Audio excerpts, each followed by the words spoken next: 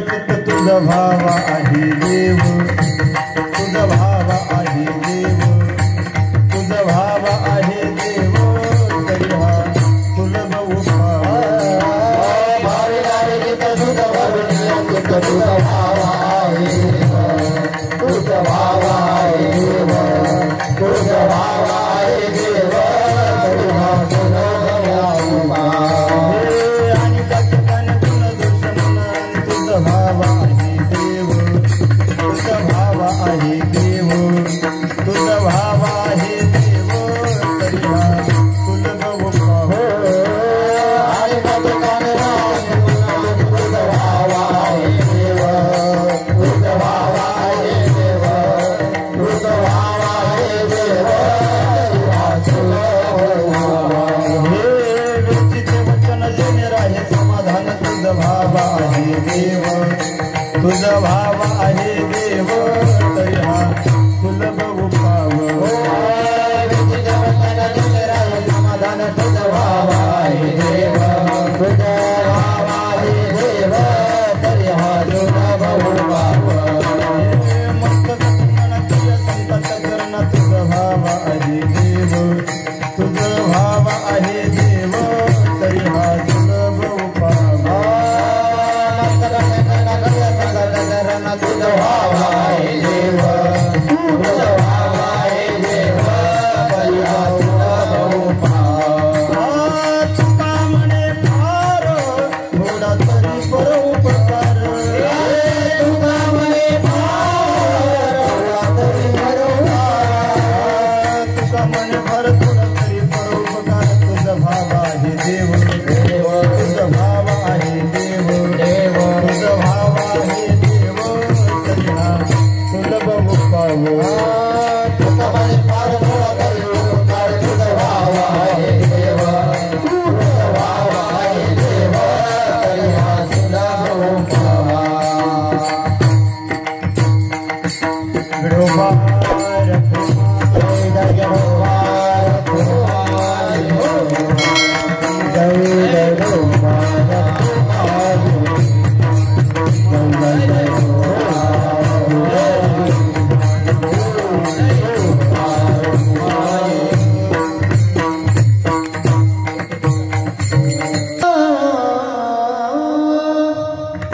गावे गीत, भावे गावे गीत, भावे गावे गीत, भावे गावे गीत.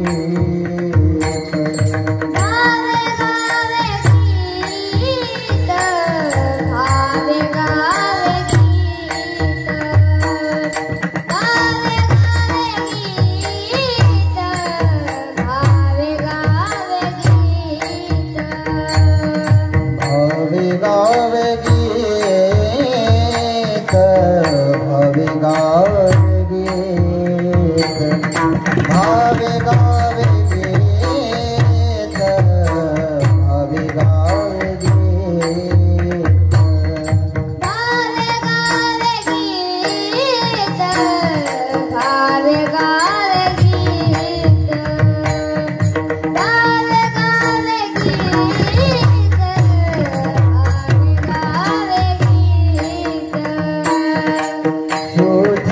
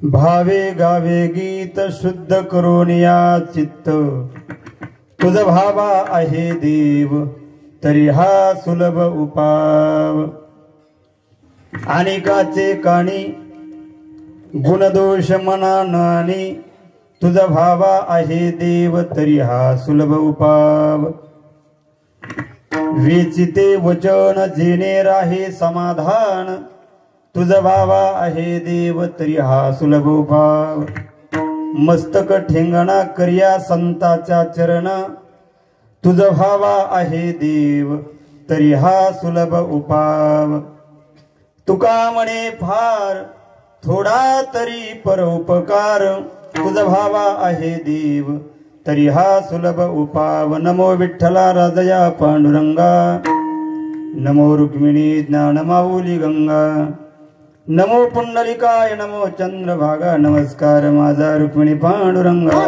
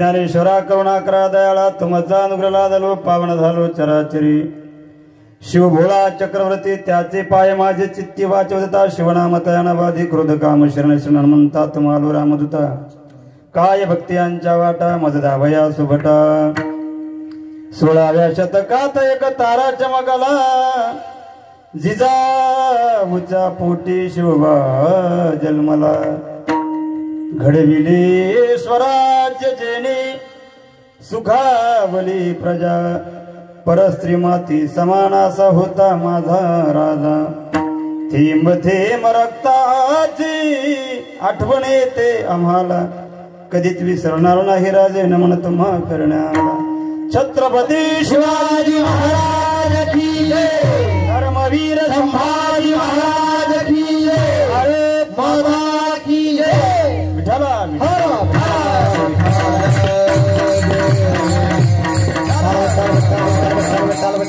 भावे गावे गीत शुद्ध करून या चित्त तुझा भावा हे देव तरी हा सुलभ उपाव प्रस्तुत प्राप्त प्रसंगी प्राप्त स्थळी कीर्तन सेवेसाठी निवडला मग भगवंताचे लाडके दडीवाळा महान भगत भक्त वैराग्याचे मूर्तिमंत पुतळी जगाच्या पाठवर ज्यांनी 5वा वेद म्हणून अभंगाची गाथा निर्माण केली हिंदवी स्वराज्याचे संस्थापक छत्रपती शिवाजी महाराज यांचे धर्मगुरु देवमान्य लोकमान्य अखिल विश्वाचे गुरु श्री क्षेत्र देहुनिवासी राष्ट्रीय संत जगद्गुरु तुकाराम महाराज यांचा हा जवळपास सगळ्यांच्या पाठांतरातला 6 चरणाचा अभंग सेवेसाठी निवडला आहे विठ्ठला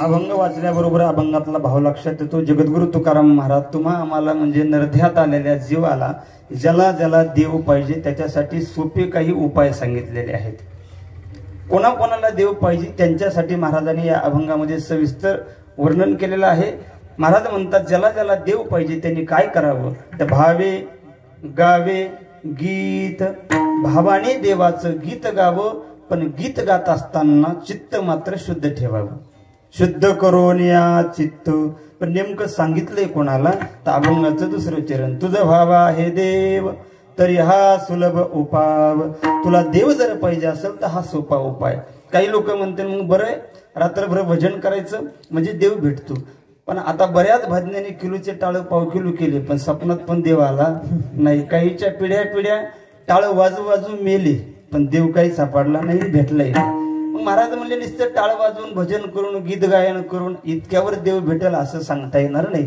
काय करावं लागेल महाराजांनी 3ऱ्या चरणात सांगितलं बाबांनो समाजात जीवन जगत असताना दुसऱ्याचे गुणगान कर किंवा करू नको पण कमीत कमी दुसऱ्याला नाव तरी ठेवू नको दुसऱ्याची निंदा कानाने ऐकू नको आणि तोंडाने करू नको अनेकाचे कानी गुणदोष ऐकणं तर लांबच पण मनानं आणि काही लोक म्हणले ठीक आहे दुसऱ्याची निंदा नाही केली किंवा नाही स्तुती ऐकली तर देव भेटेल महाराज म्हणले एवढ्यावरही भेटेल सांगता येणार नाही मग काय करावं लागल वेचिते वचन जेणे राही समाधान बोलत असताना असं बोल की पुढच्याला तुझ्या बोलण्याने समाधान लागलं पाहिजे किंवा बरं वाटलं पाहिजे असं बोल म्हणजे तुला देव भेटेल मग महाराज नुसतं गोड बोलणं चांगलं आहे का गोड बोलले की देव भेटतो महाराज म्हणले समाजात असे गोड बोलणारे भरपूर माणसं आहेत गोड बोललं म्हणजे देव भेटेल सांगता येणार नाही काय करावं लागेल तर अभंगाचं 5वं चरण मस्तक ठेंगणं करिया संताच्या चरणा ज्या ठिकाणी तुला वैष्णव वारकरी संत महात्मे दिसतील त्यांच्या चरणावरती नतमस्तक हो म्हणजे तुला देव भेटेल मग काही लोक हुशार होते म्हणले याच्यातलं काहीच करायचं नाही महाराज दिसलं की पाया पडायचं देव भेटेल महाराज म्हणले इतकं सोपं नाही अभंगाचं शेवटचं चरण आहे जास्तीत जास्त नाही पण थोडा का होईना तुका म्हणे फार थोडा तरी परोपकार कोणासाठी सांगितलंय तर ज्याला देव पाहिजे त्याच्यासाठी सांगितलंय विठ्ठला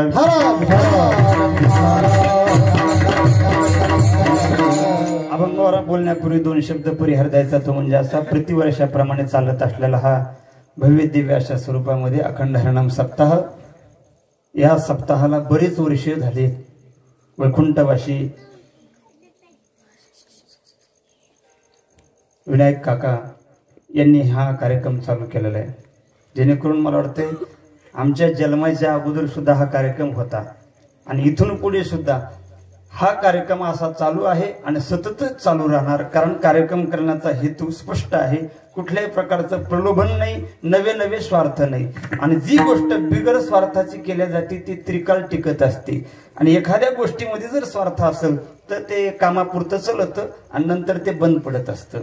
पण बंद न पडणारा, सगळ्यांच्या सहकार्याने, सगळ्यांच्या उपस्थितीमध्ये चालत असलेला हा कार्यक्रम, या कार्यक्रमामधला आजचा 5वा दिवस आहे. आणि 5व्या दिवसाची कीर्तन सेवा समस्त ग्रामस्थ मंडळीच्या वतीने आमचे युवराज यांनी फोन केला. सोबत आमचे हंसीराम आप्पा येतं. मी सांगितलं, महाराज गेल्या वर्षी 1 तारीख होती, याही वर्षी 1 तारीख द्या. ठीक आहे, चालतंय. या नात्याने ही कीर्तन सेवा माझ्याकडे आली. जास्त काही वेळ घेणार नाही, 9:45 वाजायला लागलेत. लय झालं तर 11 वाजतील. कीर्तनाची वेळच आहे 11. 11च्या आत 11च आणण्याचा मी प्रयत्न करील. 10-5 मिनिटं पुढे गेली तर जमतील ना? जमतील ना? उगा 10-5 मिनिटं. तुम्ही कोणीच काही बोलत म्हणून विचारलो. तसं काही काही माणसं एखाद्या वेळेस बोलत नाही. एका गावामध्ये विचारलं मी, 10-5 मिनिटं पुढे गेले तर जमतील का? सगळे गपचीप बसलं. लांबून एक म्हातारा म्हणलं, तू या आकाराने बघ. त्यामुळे विचारलं, बरं एखादं दसकट आहे का तसं? पण तसं कोणी म्हणणार नाही, मला माहिती. सगळे कीर्तन ऐकायसाठीच आलेले आहेत. जास्त काही वेळ न घेता बरोबर 11 वाजेपर्यंत आपलं अभंगावर चिंतन मांडण्याचा प्रयत्न करेन. विठाला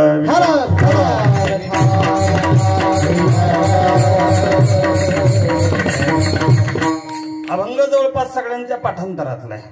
अभंग सगळा पाठ नसला तरी शेवटचं चरण बऱ्याच जणांच्या पाठी. तुका म्हणे फार थोडा तरी परोपकार. या अभंगामध्ये महाराज तुम्हा आम्हाला म्हणजे हृदयात आलेल्या जीवाला उपदेश करतात. उपदेश करणारे जगद्गुरु तुकोबार आहेत आणि उपदेश करतात तो प्रत्येक जीवाला.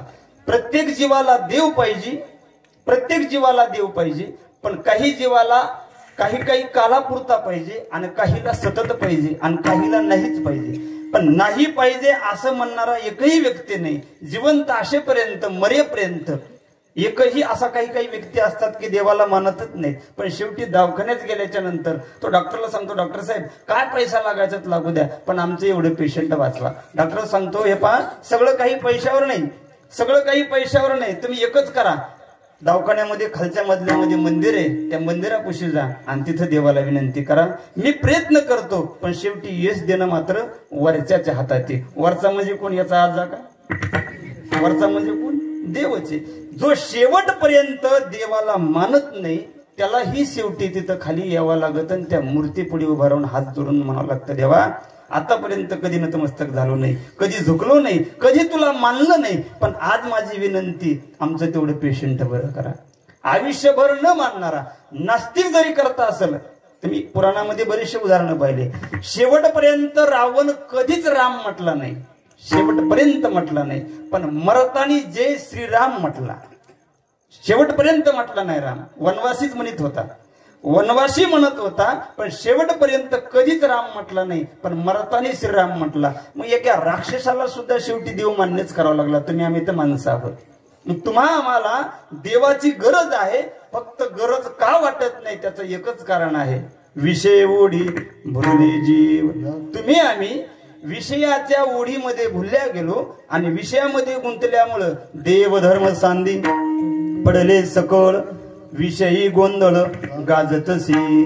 देवधर्माकडे पाहायला वेळ नाही आणि विषयामध्ये रममान झाल्यामुळं आम्हाला देवधर्म सुटत नाही. महाराजांनी प्रश्न केला, बाबांनो एका खऱ्या देवासाठी बाकीच्या गबाळ्याला तुम्ही धरले, पण लक्षात ठेवा बाकीचं गबाळ कामी येणार नाही एक जर देव सोडला तर. आता एक पोरं शाळेत जाते, तो मांडी घालून म्हणजे बरं होईल.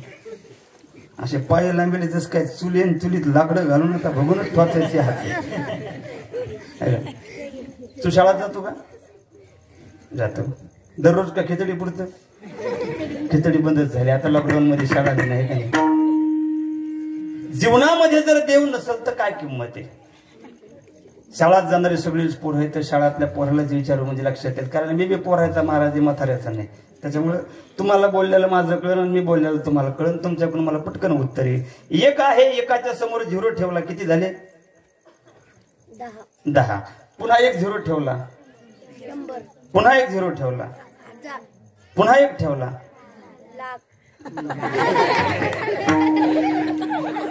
BSNLचं कार्ड दिसायला, रेंज फुल राहते. किती झालते? 10,000. पुन्हा एक 0 ठेवला. पोरी हुशार आहेत तुमच्यापेक्षा. जाऊ द्या. तुम्ही हे खाली बसलेलं म्हणत असते तू रात्रभर 0च काढीस ना आम्ही काय मोजीत बसला पुढचं काय येतं का नाही तुला. पण आहे का किती झाले ते आपले लाख. लाख म्हणल्यावर एका समोर किती शून्य झाले 5 शून्य. आता एक पुसून टाकला खाली किती राहिले शून्य. शून्याला किंमत आहे का एकाला किंमत आहे. एकाला किंमत आहे. एकाची किंमत 1 होता त्यावेळेसही होती आणि एकाची किंमत समोर शून्य आहे तरी पण आहे. पण 1 जर काढला तर शून्याला काहीच किंमत नाही. महाराज म्हणतात फाटा फुसोनी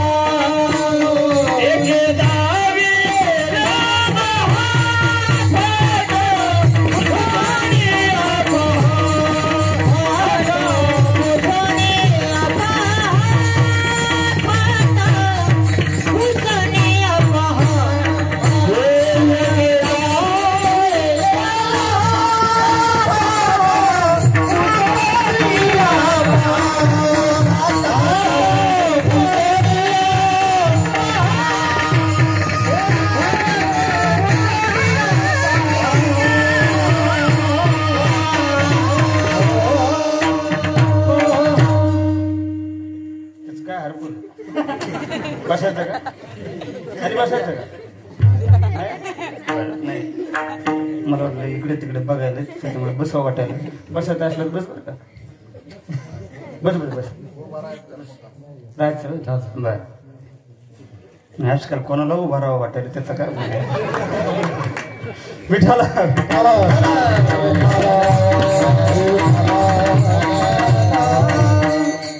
आपल्यालाच माहिती आहे बरं का. एके दाविले 10. फाटा कोणता वाटर फाटा नाही. फाटा कोणता ज्यावेळेस 1 काढतो ना आपण. 1 काढताना गुरुजी शाळेमध्ये शिकवतात अगोदर 0 काढावं लागत आणि खाली रेग वढावं लागते त्याला म्हणायचा फाटा. महाराज म्हणले असा 1 काढला 0 काढला आणि 1 खाली खाली काढला म्हणजे तो दांडका जो आहे ना ते पुसून जर टाकलं तर काय राहिलं 0. एके दाविले 10 फाटा पुसुनिया पहा.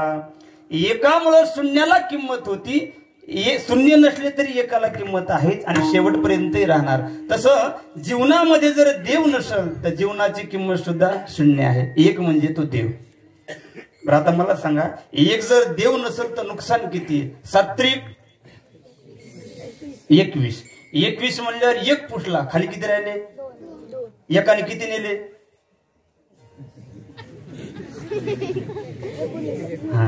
एकाने किती नेले 19 नेले. 1 एकटा गेला नाही तर 19 जणाला घेऊन गेला. तसंच आपल्या जीवनात एक जर देव नसेल तर एकला जात नाही तर जाताना सर्वस्वच घेऊन जातो. म्हणून देव पाहिजे. महाराज तुम्हा मला सगळ्याला देव पाहिजे. महाराज प्रत्येकाच्या दारात गेले. देव घ्या कोणी देव घ्या कोणी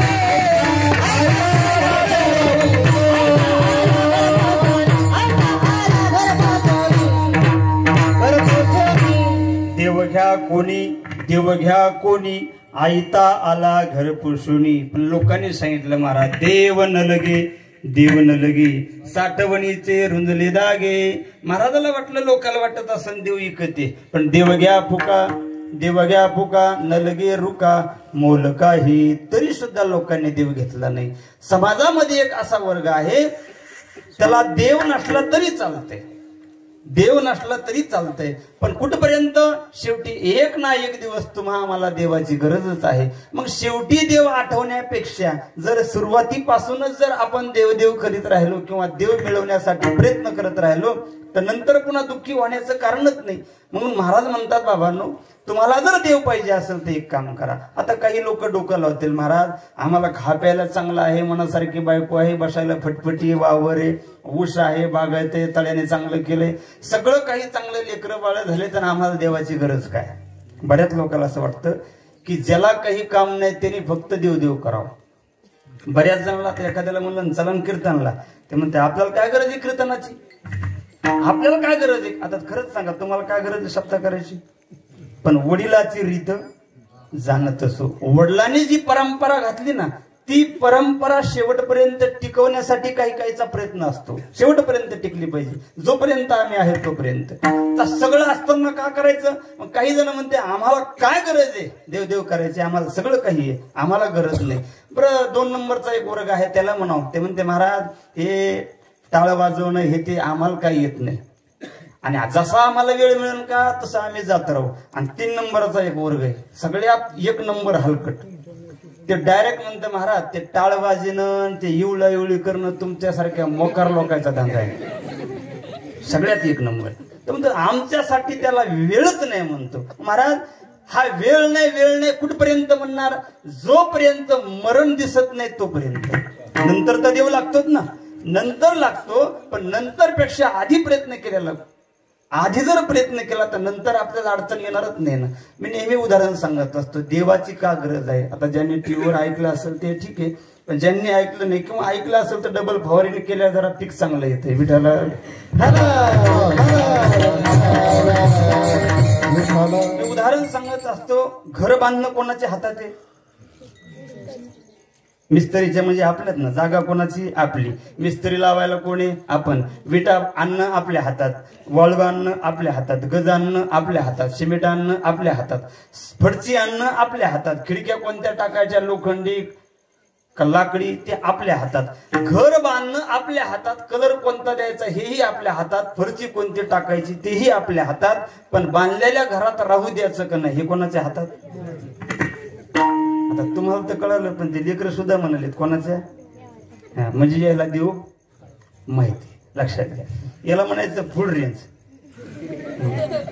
घर बांधणं आपल्या हातात आहे, पण बांधलेल्या घरात राहू द्यायचं का नाही ते देवाच्या हातात आहे. एका जणाने सुंदर बांधले, बऱ्याच माणसांनी घर बांधले पण घरात राहायच्या आधीच मेली. भर उन्हाळ्यामध्ये राजाला बेजार करू पाणी टाकलं त्याने, डोक्यावर पाणी नेलं, स्लॅब सुद्धा होऊ दिला, सगळं झालं, फडची करायच्या टायमालाच निघून गेले. बऱ्याच जणांनी बंगले बांधले पण नाही देवाने ठेवलं त्याचं का, कारण त्यांना किंमतच कळायला नाही. एकाने सुंदर घर बांधलं, सगळं काही कार्यक्रम झाला, आता वास्तुशांतीचा कार्यक्रम तीत काढले, असा मंडप टाकला, सुंदर सिस्टीम लावली, घरामध्ये होम हवन चालू आहे, आचार्य लोक 4-5 प्रकारचे पदार्थ, आता ती वास्तुशांती होती, पुरी भाजी, मसाला भात, गुलाबजामुन, जिलबी, कोशिंबिरी, पापड, लोणचं, लय सांगितलं तोंडाला पाणी सुटं नाही का, असे 4-5 प्रकारच्या भाज्या वगैरे सगळ्या काही गोष्टी होत्या. आणि त्याची ती पूजा चालू झाली. पूजा आटपटा आली, ब्राह्मण बोने सांगितलं यजमान आरती करायची, कापूर कुठे, कापराची डबी सापडलं. 2च मिनिटात आणतं म्हणला. आत गेला किचन घरामध्ये, त्या बॅगेमधून कापराची डबी काढली आणि पळत येऊ लागला. कसा कोणाकोण पाणी सांडलं होतं का तेल सांडलं होतं, जो पाय घसरला चौकटीवर दणक मेला नाही, इतक्या जोरात पडल्या, फक्त हल्लं बोन त्याला. माऊली महाराजाचा दणका म्हणजे का साधा आहे का, जोरात दणकन पडणं आणि जाग्यावर मरणं. मला सांगा, बांधलं घर पण बांधलेल्या घरात राहता आलं नाही, बांधलेल्या घरात राहू द्यायचं का नाही हे देवाच्या हातात आहे. महाराज म्हणतात, आले देवाजीच्या मना तेथे कोणाचे चालेना. घर बांधणं जरी बरं ठीक आहे, पेरायचं कोणाच्या हातात आपल्या, उगवायचं कोणाच्या हातात एक जण म्हणलं त्याला काय करायचं, देव म्हणला 3दा पाणी दिलं तर उगलं. बरं ठीक आहे, पेरायचं तुझ्या हातात, उगवायचं तुझ्या हातात, वाढायचं कोणाच्या हातात, आपल्याच हातात. म्हणलं ते त्याला काय करायचं, देव म्हणला 4 फवारण्या केल्या त्याच्यामुळे आलं म्हणलं पीक जोवा म्हणलं. बरं वाढवायचं तुझ्या हातात, कणिस लावायचे कोणाच्या हातात, त्या कणस भरायचे कोणाच्या हातात. तो म्हणला मी सगळं काही केलं माझ्या हातात. बरं ठीक आहे, पेरायचं हातात तुझ्या, उगवायचं तुझ्याच आहे, त्याला वाढवायचं तुझ्याच आहे, कणिस लावायचं तुझ्याच हातात आहे. पण चांगले कणस आल्यावर 5-5 किलोच्या गारा पडून झोपायचं कोणाच्या हातात. पिकं झोपिले ना, त्याच्या मनात आल्यावर खाऊ द्यायचं का नाही हे ते ठरवतो, आपण ठरवू शकत नाहीत. याच्यासाठी देव लागतो. विठ्ठल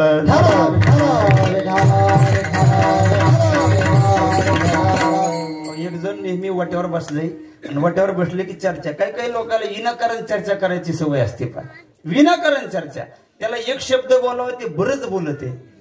भाऊसाहेब दादा आमच्या हातनुराला एक माणूस होता, त्याला सरगाव नाना म्हणायचं. नाना, त्या नानाला नुसतं विचार, नाना शिवला गेलते का? त्याने सांगावं काय सांगावं महाराज, सकाळी उठलो होतो, लय वाद लागलं, चुलीपुशी शेकलो, बरंच टाइम शेकत बसलो. बायको म्हणली करू रक्षा कथा. मग म्हणलं चला डबा घेतला, बाथरूमला गेलो, तिकडून जाऊन आलो, मग तात्या भेटले, त्याला बोलत बसलो, मग घरी आलो, आंघोळी केली. चला म्हणलं शिवला जात नागनाथात दर्शन घेतलं, मग येऊन बसलो. एकाची मोटरसायकल लागली, मग त्या संग शिवला गेलो, तिथे गेलो, मोठ्यामध्ये बसलो. साहेब नव्हते आले, नंतर पोहे खाल्ले. चला म्हणलं आता गावाकडे जाऊ, कोणाचं वाहन नाही का नाही, एका ती फटफट होती. मोरेगावला उतरलो, तिथून पाय आलो, घरी आलो, लुंगी घातली, तुम्हालाच भेटलो. अरे एवढा ऐकूस तर माणूस मरल ना पुढचा. तुला एकच शब्द बोलला होता, इतकं लांबलं तर कशाला सांगायचं. फक्त विचारलं होतं शेलूला गेलता का, दिवसाचा दिनक्रम सांगितला त्याने, काय काय केलं तर, म्हणजे डब्या सगळं सांगितलं त्याने. काही गरज आहे काही. असे काही माणसं आघाव बोलणार आहेत, तसा हे आघाव बोलणार होता. वाट्यावर बसला आणि वाट्यावर बसल्या बसल्या चर्चा रंगली. नेहमी चर्चेमध्ये विषय असायचा, त्याला गोड खायचा जास्त नाद होता, साखर खायचा नाद. 22 रुपये किलो साखर होती म्हणला, 24 झाली, 28 झाली, 30 झाली, 32 झाली, 34 झाली, 36 झाली, आता 40 होईल म्हणला. पण मला साखर लय आवडते म्हणला, जिलबी साखरेची खातो. तेवढंच काय म्हणला, बुंदी साखरेची, चहा साखरेचा, करंजा, काही बी असेल म्हणला साखर, पण लयच महागवाली म्हणलं. जर मी साखर कारखान्याचा चेअरमन जर झालो तर मनात आलं त्याच्या, म्हणलं मग किती का साखर खाईन ना. आणि कशा कुठून जाक लावला, झालं साखर कारखान्याचा चेअरमन झालं. आणि चेअरमन झाल्याच्या नंतर महाराज काय आनंद गगनात मावना, सभासद पुढे बसलेले, असं माईक घेतलं ना माईकात लागलं बोलायला. आज या ठिकाणी सर्व सभासद जमा आहेत. तुम्हा सर्वांना माहिती, मी साखर कारखान्याचा चेअरमन झालो, पण कशासाठी झालो. 22 रुपये साखर होती, 28 झाली, 34 झाली, आता 40 जवळ चालली. पठ्ठ्या साखर खाणार. आता तर कोणती साखर खायची, खडी साखर खायची का बारीक साखर खायची, माझ्या हातात आहे. साखर खाणार म्हणजे खाणार, खाणार म्हणजे खाणार. म्हणू लागलं, दर दर दर दर घाम आला, चक्कर आली, पटकन खाली पडलं. लोक उठले, साहेब पडले, साहेब पडले. 4 पदरांना उचललं, क्वार्टर टाकलं, फोन केला, मन ठेवून डॉक्टर आले. सुटकेस उघडी, टेटस्कोप काढला, त्याला तपासायला सुरुवात केली. साहेबांनी डोळे उघडले. डॉक्टर साहेब काय झालं म्हणे मला. ते म्हणे दम्मानी बोला, तुमची साखर वाढली. जोरात बोलू नका तुम्ही, तुमची साखर वाढली. पण डॉक्टर साहेब पण साखर खाण्यासाठी इथून पुढे तुम्ही साखर खायची नाही. तर मला पण मी चेअरमनच झालो साखर खाण्यासाठी, इथून पुढे तुम्हाला साखर खाता येणार नाही. साखर खायची तर नाही, पण साखरेच्या पोत्याला टेकन देऊन पण बसायचे नाही. ज्या दिवशी तुम्ही साखरेच्या पोत्याला टेकन देऊन बसताल, त्या दिवशी त्याच पोत्यानी तुमच्या गंगापूजनाची बुंदी झाली म्हणून समजा. मला एकच सांगायचंय, साखर कारखान्याचा चेअरमन होणं आपल्या हातात आहे, पण साखर खाऊ द्यायची की नाही ही कोणाच्या हातात आहे. याच्यासाठीच देऊ लागतो. विठाला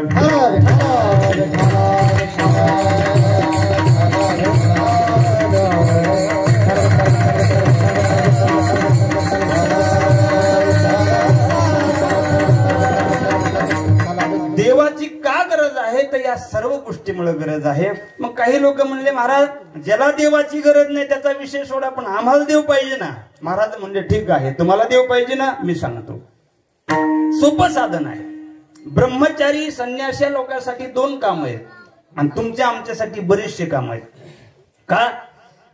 कारण त्यांना लेकरं बाळ नाहीत आणि त्यांना पत्नीही नाही, संसाराचा त्याग केलेला आहे. म्हणून त्यांना 2 कामं. कोणते कोणते? स्वतः नामचिंतन घ्यायचं आणि दुसऱ्याकडून करून घ्यायचं.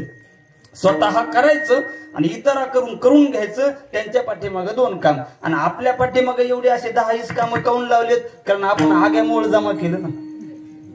बायका लेकर बाळ पोरं सोरं ढोर ही सगळं गोतवाळा जमा केलं म्हणून आपल्याला एवढी मोठी शिक्षा आहे पा त्या लोकांना तेवढी शिक्षा नाही. मला सांगा असं काय आहे 50-50च्या 2 नोटा आणि 10-10च्या 10 नोटा किती झाले? 200.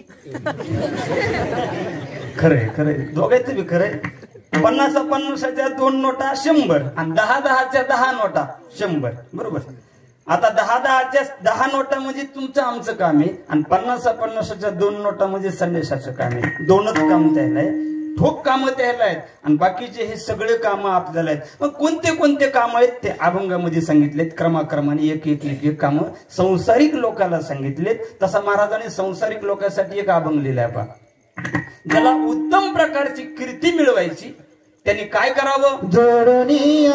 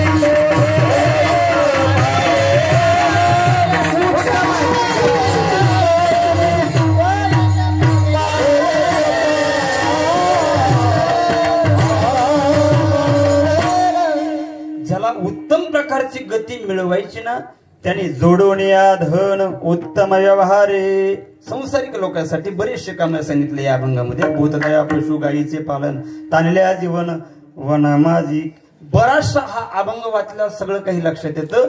हे काम संसारिक जीवाला सांगितलेत आणि अभंगातून आज जे सांगितले ते सुद्धा संसारिक जीवाला सांगितले. ज्याला ज्याला देव पाहिजे. मग काही लोक म्हणतील महाराज संत आम्हाला सांगणारे कोण? आम्हाला संत सांगणारे कोण? महाराज म्हणले बाबा संताशिवाय देव मिळणारच नाही असं कोण म्हणतंय? हरी प्राप्तीसी उपाय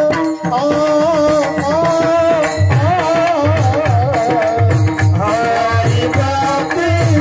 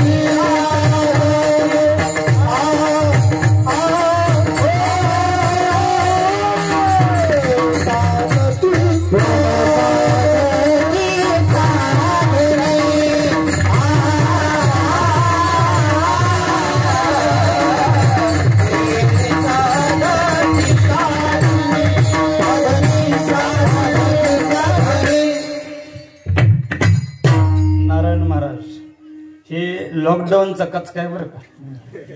कारण मळणी यंत्र बंद असलं किंवा रिकाम फिरायला लागलं दाणे तोडीत पाहिजे.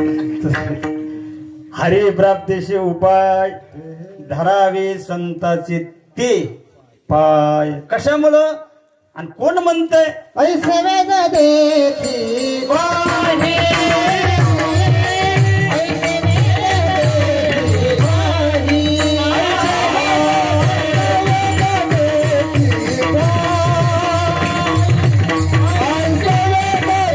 वाही,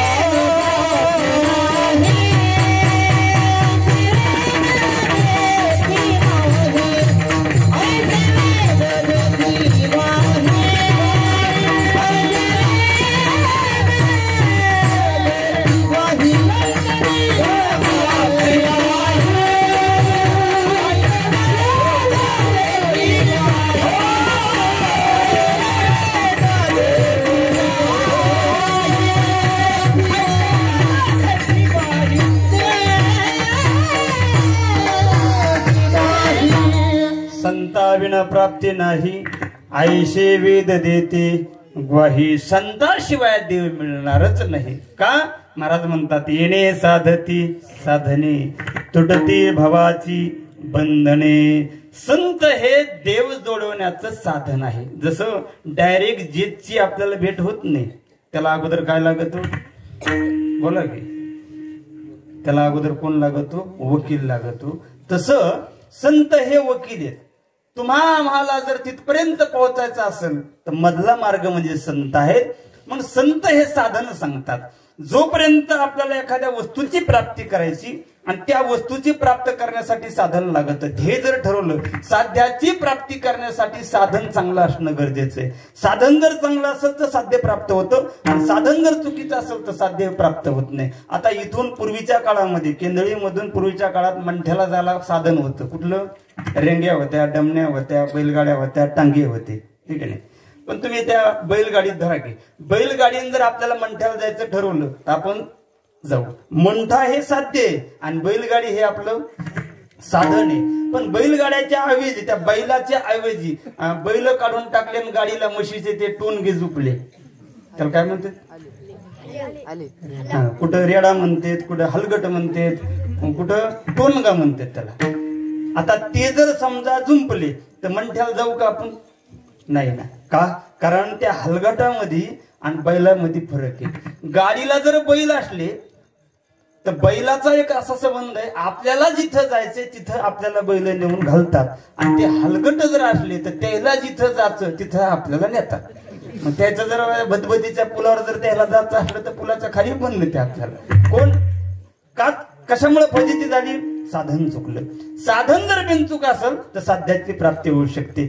मग मला सांगा, साधन चांगलं पाहिजे, जर थोडं व्यवहारात साधन चुकलं तर साध्याची प्राप्ती होत नाही. आणि मग एवढा मोठा जर खराब झाला तर देवाची प्राप्ती कशी होईल? कळण्यासाठी उदाहरण सांगतो, लक्षात घ्या. दोघं नवरा बायको सिटीमध्ये नोकरीला असायचे. मोठ्या नोकरीवर असल्यामुळे घरी खातच नव्हते, बाहेरून आणायचे. दोघांनी डबे लावलेले, दोघांचे डबे यायचे, आणि रात्रीच्या टायमाला, दुपारच्या टायमाला आपण आपलं ऑफिसमध्ये जेवायचं, आणि रात्रीच्या टायमाला डबे घरी आले की दोघांनी जेवायचं. पण एक दिवस रविवारचा दिवस उजडला, आणि रविवारी असल्यामुळे दोघाला बी सुट्टी. दोघाला सुट्टी असल्यामुळे येण्याच्या पत्नीला सांगितलं, का ग आज रविवार आहे, सुट्टीचा दिवस आहे, मला असं वाटायलंय आज आपण डब्बा कॅन्सल करावा आणि घरीच काहीतरी चांगलं करून खावं, असं खमंग काहीतरी पदार्थ कर बरं. तर खमंग म्हटल्याच्या नंतर हा खेड्यातला होता. तिने विचारलं, का खमंग तुम्हाला काय खावं वाटायला? ते म्हणलं, एक काम कर ना, खमंग असं थालीपीठ कर म्हणे. थालीपीठ, थालीपीठ माहिती ना, तो खेड्यातला होता. आता ही शिकलेली होती, हिला थालीपीठ येत नव्हतं. पण शिकलेल्या बायाचा एक प्रॉब्लेम असतो, नाही म्हणावं तर पोझिशन जातं. मग शिकलेल्या लोकांना घमंड जास्त असतं, येत तर काही नाही पण नाही म्हणायची सवय नसती. मग ती म्हणली, ठीक आहे बसा 15 मिनिटं, आता थालीपीठ करते. आतल्या घरात गेली, घरात गेल्याच्या नंतर तिने कपाट उघडून, कपाटामध्ये एक पुस्तक होतं, पाकशास्त्राचं पुस्तक म्हणतात त्याला. जसं आता युट्यूबवर आपल्याला काही पाहिजे असलं, रेसिपी नाव टाकलं की चट येतं, तसं ते पाकशास्त्राचं पुस्तक होतं. ते पुस्तक काढलं, थ थ थ थ थ थ थालीपीठाची बारीकडी पवडली, था था था था था था पाहिला था. 452 पान क्रमांकावरती ते थालीपीठ होतं. त्या थालीपीठाची सामग्री लिहिली होती. थालीपीठ करण्यासाठी ज्वारीचं पीठ घ्या, आणि हुरड्याचं असलं तर ते घ्या, बरोबर आहे ना. थालीपीठ कटाणाचं पीठ घ्या, कटाणाचं म्हणजे डाळीचं पीठ घ्या, त्यामध्ये कोथिंबीर चिरून टाका, मिरची टाका, मिरची नसेल तर भुरकी टाका, जिरे टाका, ओवा टाका, लसूण ठेसून टाका. आता बाकीचं टिमीट टाका नका, सगळं मलाच गुत्त देतात. सगळं टाका, मीठ टाका, सगळं टाका, सगळ्याचं मिश्रण तयार करा आणि मिश्रण तयार करून त्यात गोळा तयार करा आणि एक जीव झाल्याच्या नंतर तवा घ्या, तव्याच्या बुडाला तेल लावा, वरून तो उंडा टाका, त्याला थापा, मधामध्ये छिद्र करा आणि परात घ्या, वरी झाकून ठेवा, गॅस चालू करा, अल्लादी तवा उचला, गॅसवर ठेवा आणि मंद मंद गॅस चालू द्या. 10 मिनिटांमध्ये खमंग वास आला की तुमचं थालीपीठ झालं असं समजा. सुंदर त्या पुस्तकात दिलेलं होतं. बाई शिकलेली होती, अनपढ नव्हती, काय नाही, बाईन सगळं केलं. सगळे पिठं 2 पिठं एकत्र केल्यानंतर त्याच्यात सगळं टाकलं, तिने जिरे टाकले, लसण टाकला, कोथिंबीर टाकली, मिश्रण केलं, सगळं केलं. पण घोटाळा एकच झाला. त्याच्यात लिहिलेलं होतं तव्याच्या बुडाला तेल लावा. बाईने खालून तेल लावलं. बाई शिकलेली होती, खेड्यातली होती, शिकलेली होती. तिने तव्याच्या बुडाला तेल लावलं, पण तिने तव्याच्या बुडाला वरून लावायच्या ऐवजी तिने खालून तेल लावलं आणि ते थालीपीठ त्याच्यावर ठेवलं आणि 5 मिनिटं झाले, 6 मिनिटं झाले, खमंग वास नाही आला, कणट वास आला. आणि कणट वास आल्याच्या नंतर तिने उघडून पाहिलं तर सारा शिकलत ना, काहीच नाही ना. असा राग आला बाईला. आणि बाईला राग आल्याच्या नंतर आता ती बाई ज्यांनी पुस्तक लिहिलं त्याच्यावर केस करणार होती, पण तो 6 महिने आधीच मेलेला होता, कोणावर तरी करीन केस. प्रॉब्लेम कशामुळे झाला? फक्त एकच साधन चुकलं. तव्याच्या बुडाला वरून तेल लावायचं का खालून लावायचं एवढंच कळलं नाही, तर थालीपीठ साधं थालीपीठ मिळालं नाही. एक साधन चुकलं तर, आणि विश्वाचा मालक देव प्राप्त करायचा, आणि जर साधन चुकलं तर कसा मिळेल? विठाला महाराज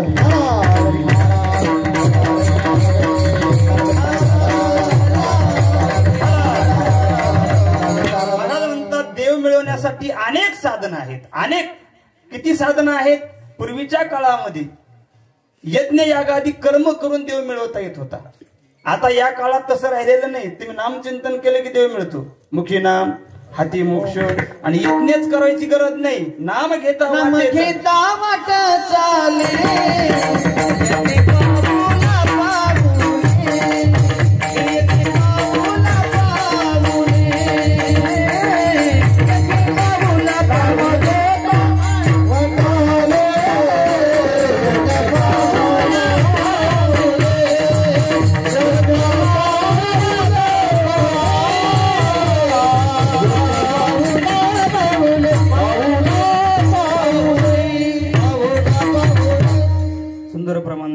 श्रीराम बाप्पांनी. नाम घेता वाटी चाली, यज्ञ पाऊला पाऊले.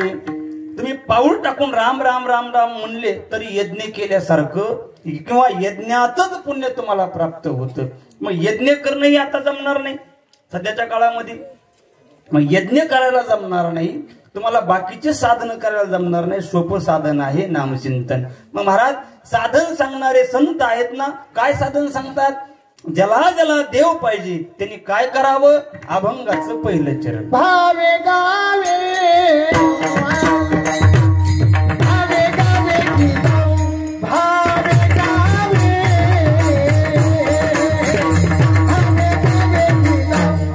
भावे गावे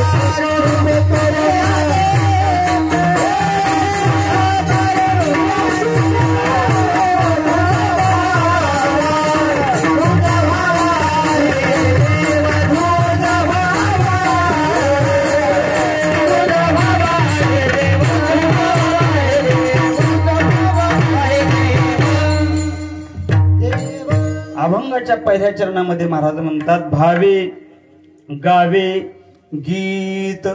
भावे गावे गीत, वाच्यार्थ आणि लक्षार्थ ध्यानात ठेवा.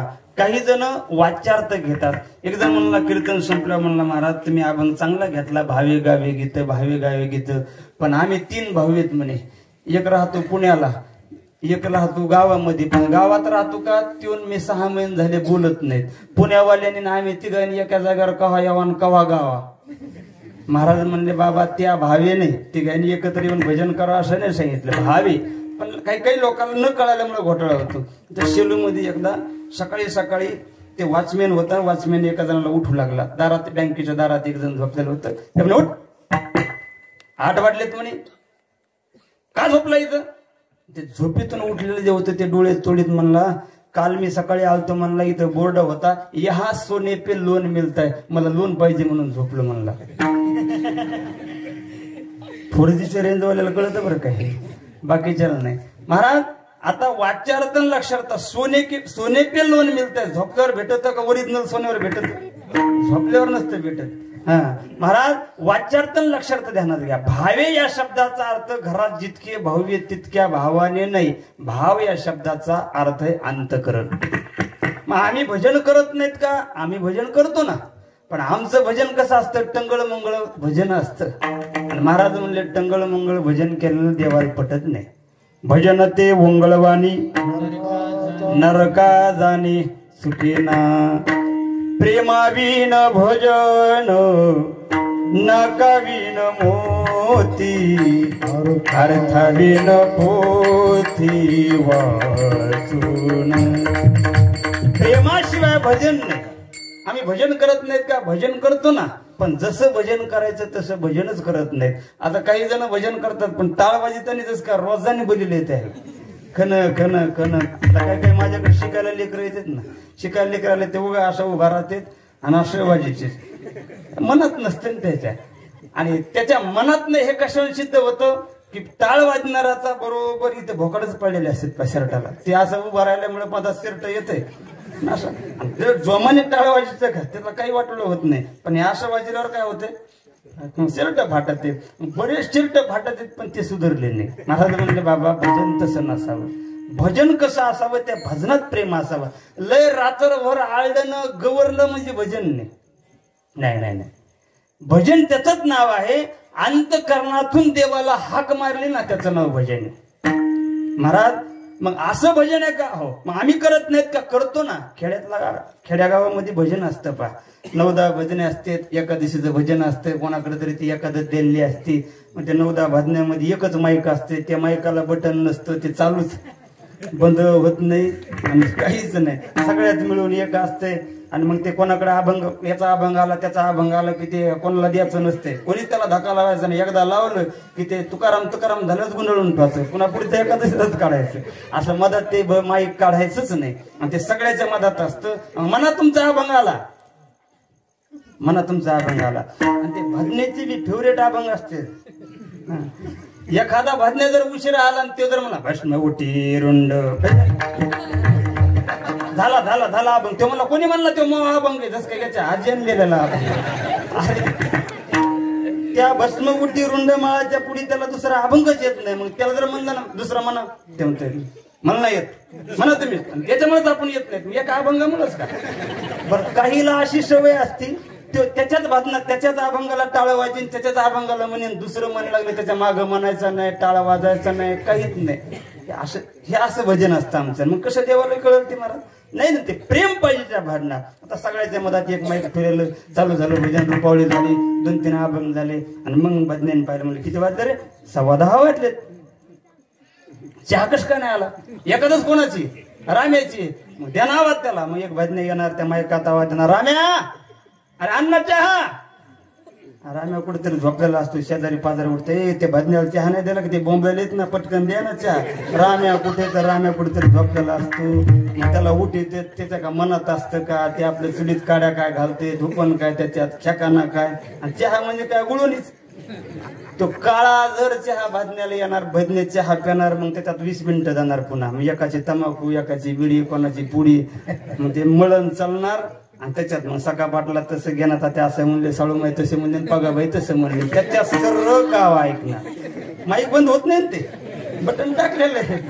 त्याच्यामध्ये सगळं ह्याचा हरिपाठ सर्व गाव ऐकणार. मग हे पुन्हा चालू करणार. मी खेड्यातलं सांगाल, इथलं सांगा. आता सगळं झाल्याच्या नंतर मग पुन्हा 4 वाजता भजन, हे 4 वाजले, भजन गिजन केलं, संपलं. महाराज टाळगुंडाला ठेवून दिला, निघाला. तात्या चालले काय म्हणलं, हो बघा 2 तास तर राहिले, आता काकडा घेऊ. मग पुन्हा येणार त्या काकड्यावाला संग, काकडा घेणार. 6 वाजले, घराकडे निघाला. तात्या चाललं काय घराकडे, हो बसा चहा घेऊ. तोंड धुवायचं राहिलं, मग तिथंच पाणी देणार. ती एक जण तिथं तोंड धुणार. चहा येऊस तर यायचा गप्पा रंगणार. याचं असं तसं झालं, त्याने तसं केलं, यांनी फटफटी घेतली, त्याने रान ऐकलं, त्याचं असं झालं. मी म्हणतो लोकांच्या उचापती करायची गरज आहे का? रात्रभर भजन केलं आणि वाट्यावर बसलं की सगळंच वाहून गेलं, काहीच कामाचं नाही. महाराज म्हणले बाबा भजन कर, पण कसं? शुद्ध करून याची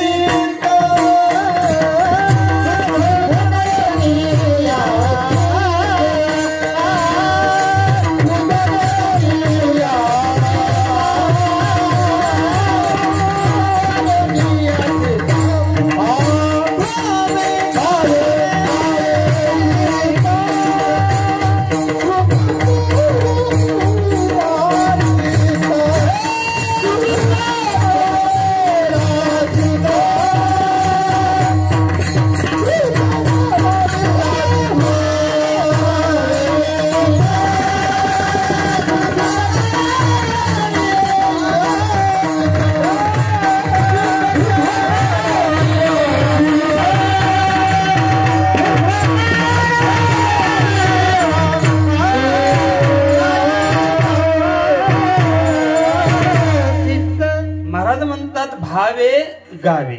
भाव या शब्दाचा अर्थ आहे अंतःकरणातून अर्थतापूर्वक देवाची आळवणी करायची. ठाईच वैशोनी करा एक चित्त, आवडे अनंत आळवावा. तुमच्या भजनामध्ये प्रेम ठेवा, भाव ठेवा. आपण ज्यावेळेस भजन करायला लागलो की त्यावेळेस आपल्या डोळ्यासमोर ती मूर्ती आली पाहिजे, जेणेकरून मूर्ती ठसावी श्रीहरीची. अंतकरणामध्ये मूर्ती ठसावी, डोळ्याला ते रूपडं सावळं दिसावं देवाचं, त्यावेळेस म्हणायचं भजन. मग महाराज म्हणले भावे आणि गावे. आता काही लोक म्हणतील महाराज आम्हाला गायन येत नाही. महाराज म्हणले येत नाही ना तर आगाव कुटाणा करू नको. गाता येईल हरी हरी म्हणावे, हरी हरी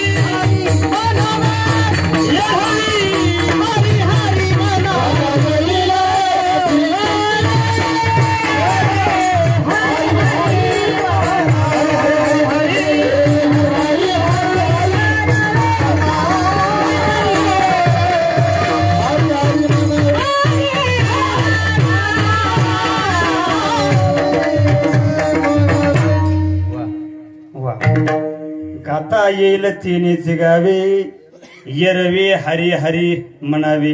गाता येत असेल तर गाव, नाही तर उग पुढचा गायला म्हणून आपण झटके देण्यात मजा नाही.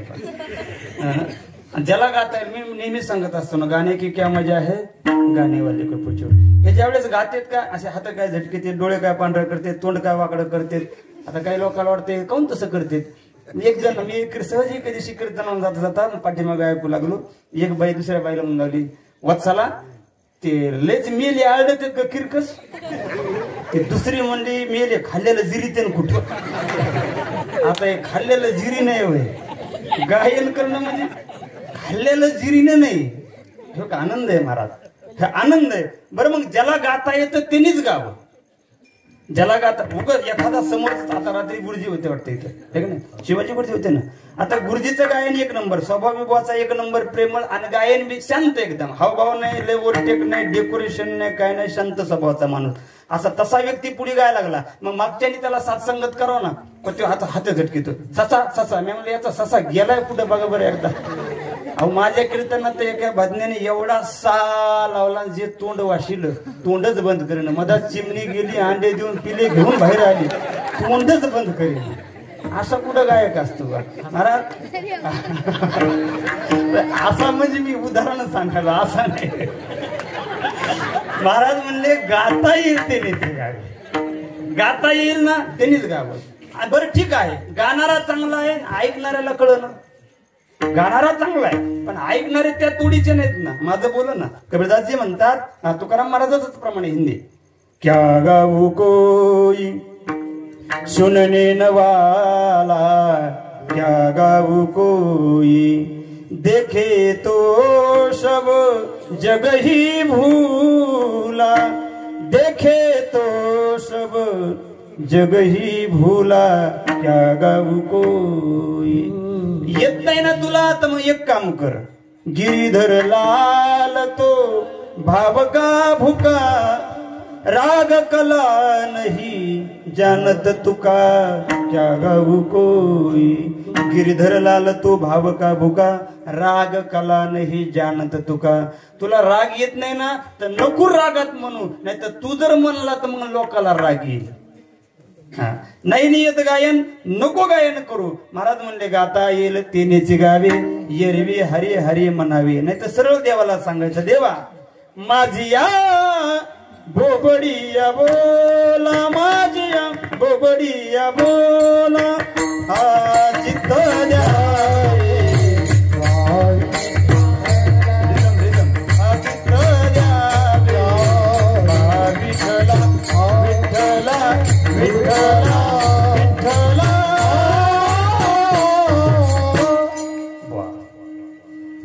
माझी या बोबडिया बोला, चित्त द्यावे विठ्ठला. जसं असेल तसं म्हणावं, तसं देवाला आळावं, अवघडात जायचं नाही. महाराज गाता येईल तेनीच गावे. कळालं आता महाराज, भाव पाहिजे गायचं, पण काय गायचं. कोणी म्हणाला रुपावळी सुंदर ते ध्यान अवघड चाल, अजिबात नाही. महाराज म्हणले विठ्ठल गीती गावा, एक गाऊ आम्ही विठोबाचे नाम,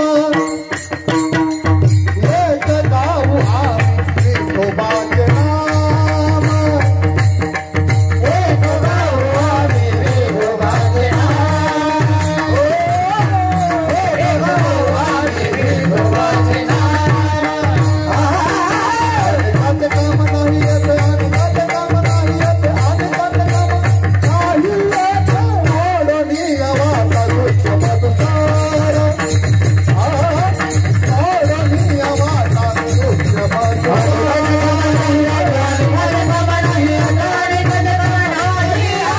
ओढणी आवाज तुझ मधुसार, ओढणी आवाज तुझ मधुसार.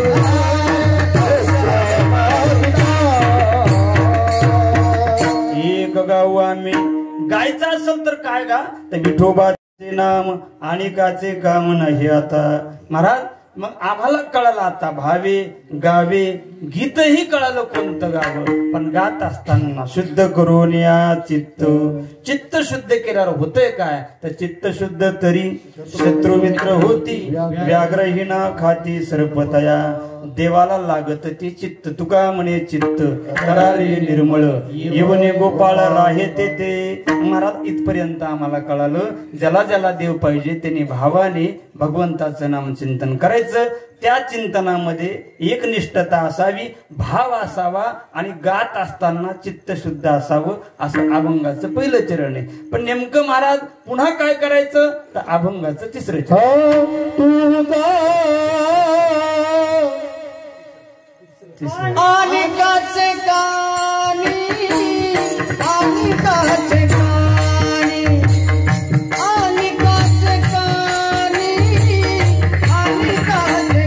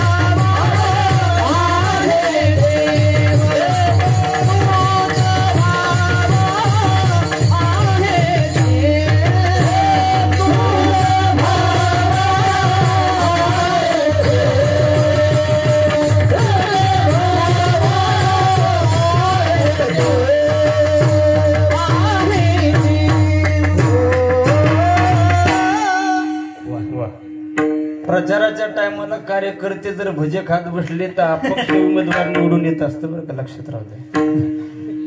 तुम्हाला नाही कळालं, हे आमचं चालू आहे बरं का, मी तिकडे बोलत नाही, हे आमचं चालू आहे.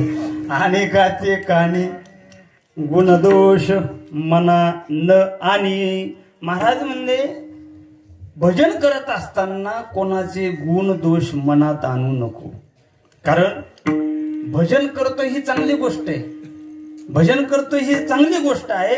भजन करतो याचा अर्थ तो महात्माच झाला असं नाही बरं का.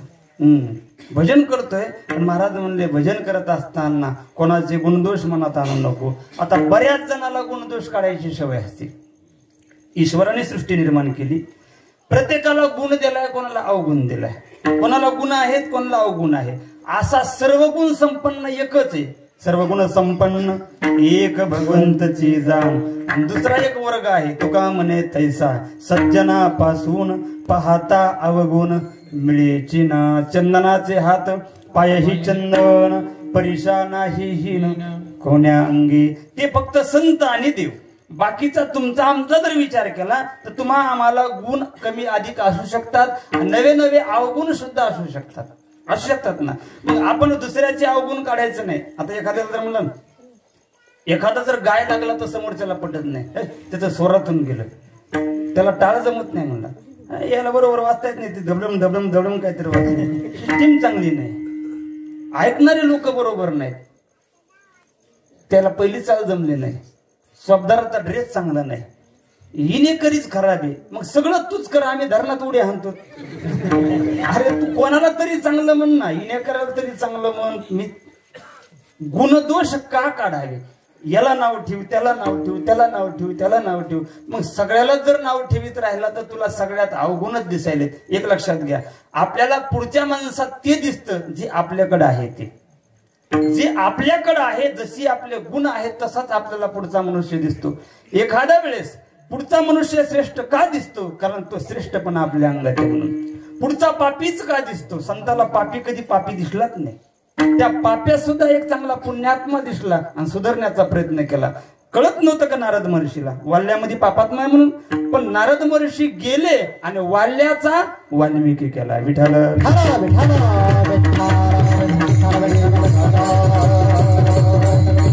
काय असतंय, माणसाला उचापती करायची सवय असते. लक्षात घ्या, भजन कितीही करीत राहिले आणि तुम्ही जर नाव ठेवीत राहिले तर त्या भजनाला मतलब नाही. चला, भजनापेक्षा तुम्हाला सांगतो, देवाने सृष्टी बनवली, देवानी बनवलेल्या सृष्टीला जर नाव ठेवलं तर राग येतो. राग येतो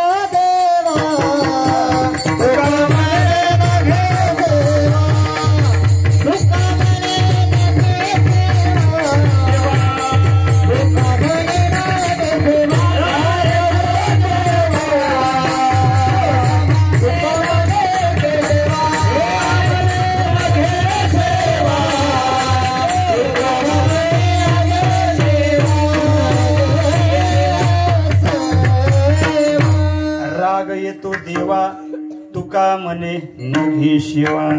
देवाला सुद्धा राग येतो, देव सुद्धा तुमची सेवा घेत नाही बरं का. चला लक्षात घ्या, देवाला काय तुम्हा आम्हाला. एखाद्या व्यक्तीच्या आखाड्यावर गेलो आपण, राम राम म्हणजे राम राम, बसा ना. कापूस आहे आमचा, वा वा वा, काय कापूस आहे, काय एक नंबर आहे. अहो 150 किलोमीटरचा प्रवास केला पण तुमच्या कापसासारखा कापूस नाही. काय कापूस आहे, खरोखर तुमची कमाल आहे. काय फवारला असेल तुम्ही, काय खत घातलं असेल, किती मेहनत असेल, असं म्हणा ना. काय काय लागत त्याला तितकंच वर्णन करावं. ते बायकोला म्हणतोय गटवट दुधाचा चहा टाक बरं, चहा पाजणार आणि जातात. महाराज चालले का, बरं या पुन्हा एखाद्याशी 100 रुपये देऊन पाया पडणार. कशामुळे, त्याच्या कापसाला चांगलं म्हणलो म्हणून. उगाच त्यांनी मेहनत केली, कापूस लावलेला, आपण गेलो, महाराज आमचा कापूस कसा आहे, आपण म्हणा चव आली ह्या कापसाला, उठ उठ म्हणा. आणि कापसाला नाव ठेवलं तर राग येतो. मग देवाने सृष्टी निर्माण केली आणि त्याला नाव ठेवलं राग येणार नाही का, येतो ना महाराज. एखाद्याकडे गुण असतो, एखाद्याकडे नसतो. मग काय हे वदावा करायचा. महाराज म्हणले बाबा ऐकू नको म्हणू नको. लक्षात घ्या, दिवसभर 4 एकरची पाळी हाणली बैलांनी आणि बैलाने 4 एकरची पाळी हाणली आणि घरी आलं. घरी आल्याच्या नंतर कोठ्यामध्ये मसाला बाटलेली होती. मसालीकडे पाहिलं म्हणला बसलीस का पालती मांडी घालून. कोण, हे बैल म्हशीला म्हणे, बसलीस का पालती मांडी घालून. रवत करीत पठ्ठ्याने 4 एकरची पाळी घेतली. म्हणला काय करतेस तू.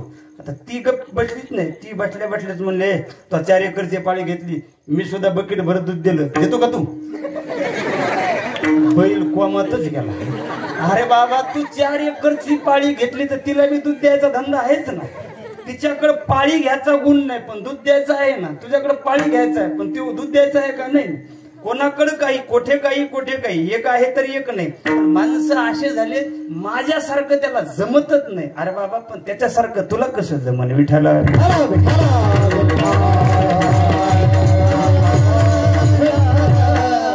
गंगेच्या पहिलं तीराला एकाला जायचंय. काळा कोटे हातामध्ये दप्तरे, वकील होता. काळा कोटे हातामध्ये काहीतरी फाईल येतात, पलकाड्या काठाला जायचं. गंगेच्या काठावर आलं. कोण आहे तिकडं? माग नका बघू, मी गंगेचं सांगायला म्हणून. कोण आहे तिकडे म्हणलं पोरग बसलेलं होतं. साहेब मी आहे ना. तू काय रे तू नाव? ते म्हणला मो नाव गबरू. गबरू असं कसं नाव? ते म्हणला खेडेपाड्यात तसं असं दगड्या धोंड्या केरबा नारबा उकांड्या काथऱ्या. मो नाव गबरू आहे म्हणलं. मला गबरू मला पलकाड्या काठाला जायचं. ते म्हणलं साहेब एकल्याला न्यायला परवडत नाही, 4-5 तरी पाहिजे तेव्हा मला पलकड नेता येईल म्हणे तुम्हाला. ते म्हणलं चल म्हणला. एकट्याला नाही म्हणला, मी साहेब आहे म्हणला, मला अर्जंट काम आहे, एकल्याला घेऊन चलतो म्हणला. साहेब पण तसं नसते, परवडत नाही राव. किती रुपये घेतो तू? ते म्हणला मी पलकड जाण्यासाठी कमीत कमी 5 माणसं लागतात, 50 रुपये घेत असतो. म्हणला मी 30 रुपये देतो चल. पोराच्या मनात नव्हतं पण बळच बसलं, मजबूर होतं बिचार. बसलं पोराने ते आपली नाव वलवत निघालं. मग आता याने गपची बसाव ना. एक तर नेईन गेलं पण बसल्या काही माणसाला अवघडात हात घालायचं लई नात. मग लक्षात घ्या, अवघडात हात घातला की ही चुकाड्याशिवाय काहीच सापडत नाही. घातला ना अवघडात हात त्याने. आणि लेकराच्या तर कव्हात नादी लागायचं नाही. 2 जण उठले. मी काही बोललो तुम्हाला? काहीच बोललो नाही, कारण मला माहिती या जातीत कोणते कोणते गुण आहेत. एका कीर्तनात एका पोराला असंच बोललो होतं मी. भद्रा म्हणे राहिली खाली बस म्हणलं. ते बसलं ना उठलं. मला वाटलं पायाच पडायला, कोण आकाश शेंबूड धोत्राला कुठला पडून. तेव्हापासून मी याच्या नादी लागत नाही. उठा बसा झोपा काय करायचं तर करा, पण यायला काहीच म्हणायचं कशाला. गच पण कशाला अंगाला घ्यायचं. अवघडात हात घालायचं नाही, कामाशी काम भलं. याने घातला ना अवघडात हात. गबरू ते म्हणे काय साहेब कितीला आहे? ते म्हणलं साहेब कशाला गरीबाची शाळा काय, गरीबाला शाळा नाही काय नाही. लहानपणी वडील वारले, कामधंदा करावा लागला, शाळा नाही काय नाही, कधीच गेलो नाही शाळा साहेब. हेच आमची शाळा आणि हेच आमचं जीवन. माणसं पलकाड्या काठाळण्याचे, पलकाड्या हलकाड्या काठाला आणायचे. मूर्खेश लाज वाटायला पाहिजे, नालायकेश. त्या पोरावं लागलं ना. आणि माणसं कमजोर माणसाला दाबायचं पाहतात पहा. रफाड्यातीने मग कळत तुला, वाघासमोर आल्यावर कळत असतं. मग पण ते काय असतं, कुत्र फक्त वाट्यावरच भुकत आहे गोय गोय गोय गाय. एखाद्या गल्ली शिरल्या जावा गोळशिल्यावर कोंडा शेपूट घालताना कळत, मग त्याला कळत बाहेरच्या जगात काय आहे. तेवढं नसतं कळत. ते लागलं ना दाबायला त्याला. मूर्ख, नॉनसेन्स, अकल नाही. 50% जन्म वाया गेला म्हणे तुझा. इतिहास येत नाही, भूगोल येत नाही, अर्थशास्त्र येत नाही, गणित येत नाही, इंग्रजी येत नाही. बघ म्हणलं मी साहेब झालो.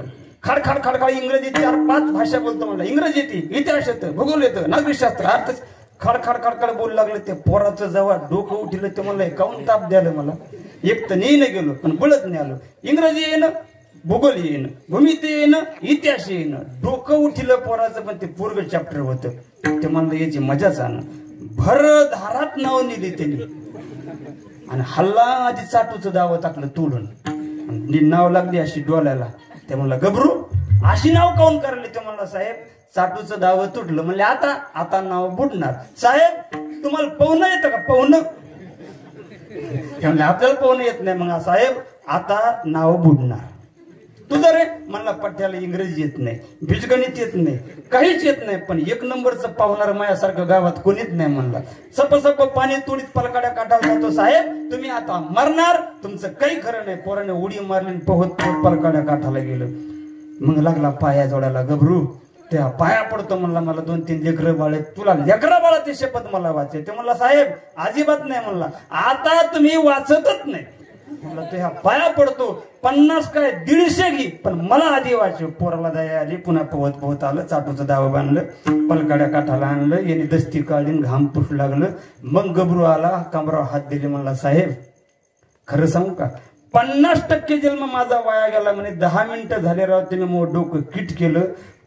मला म्हणले गणित येत नाही, भूमिती येत नाही. साहेब तुम्ही बुडले असते तर तुमचं आज गणित तळाला गेलं असतं म्हणला. इंग्रजीत अशी आला आधी वरी तरंगली असती, भूमी तिथं सापडीत नसती.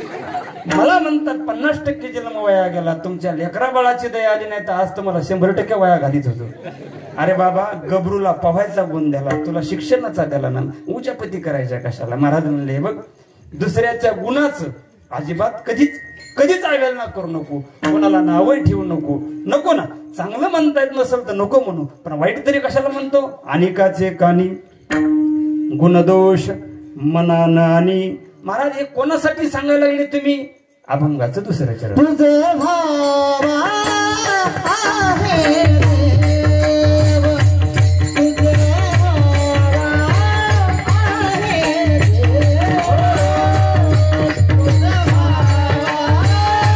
आहे देव, तुझे भावा आहे देव, तुझे भावा आहे देव. तरी हा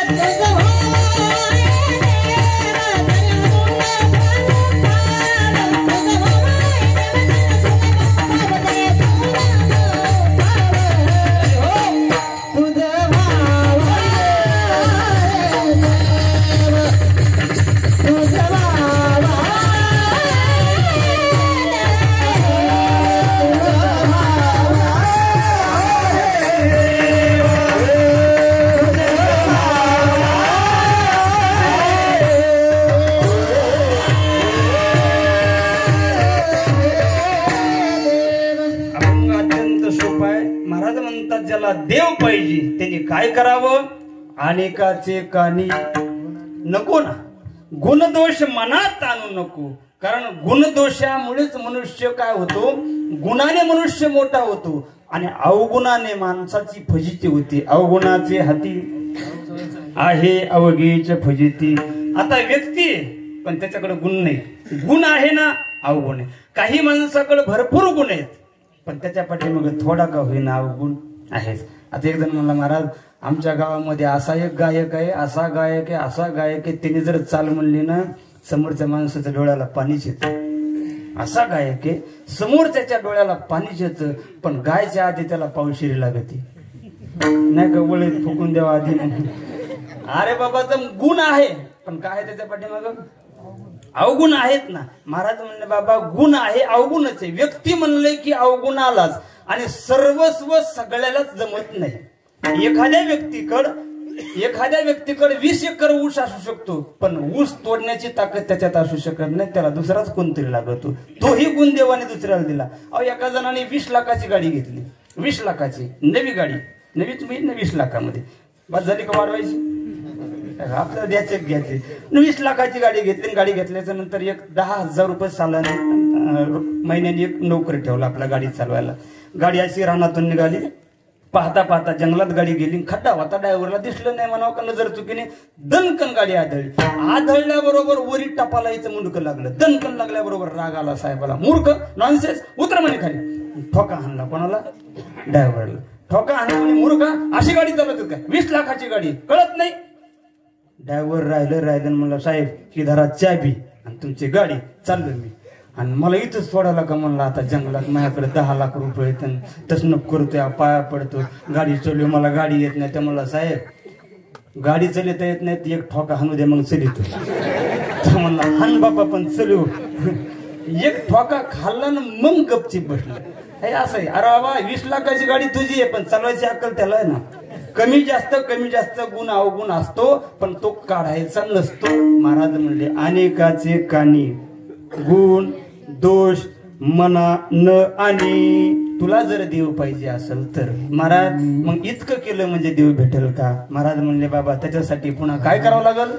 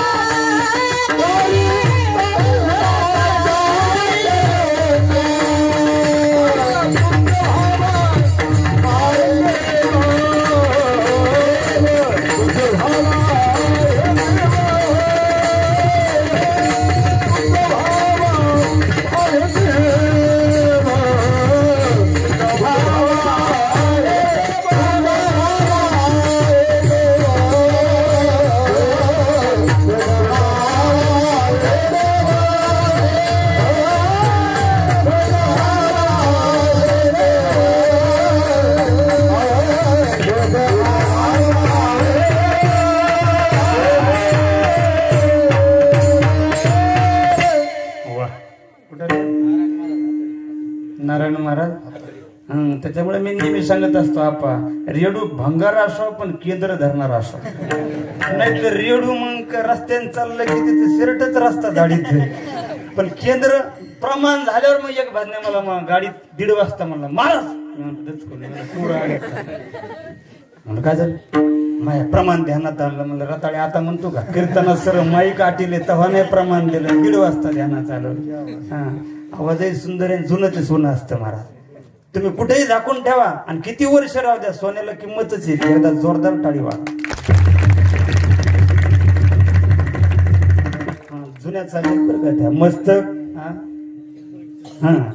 मस्तक ठेंगणा आणि करिया संताच्या चरण.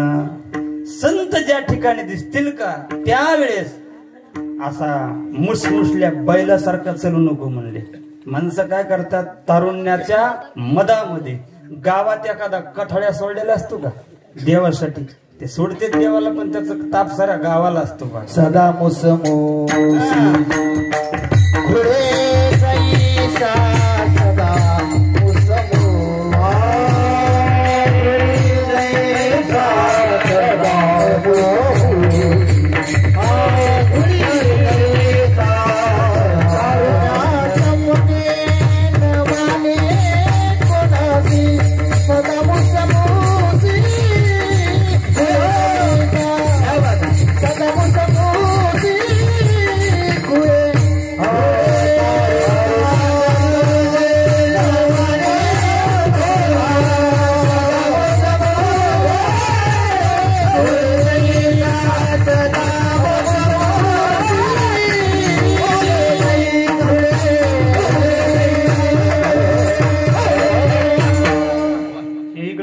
सोनं पण ते कोपऱ्यात बसले भाऊसाहेब दादा त्याच्यासाठी एकदा टाळ्या वाजवा.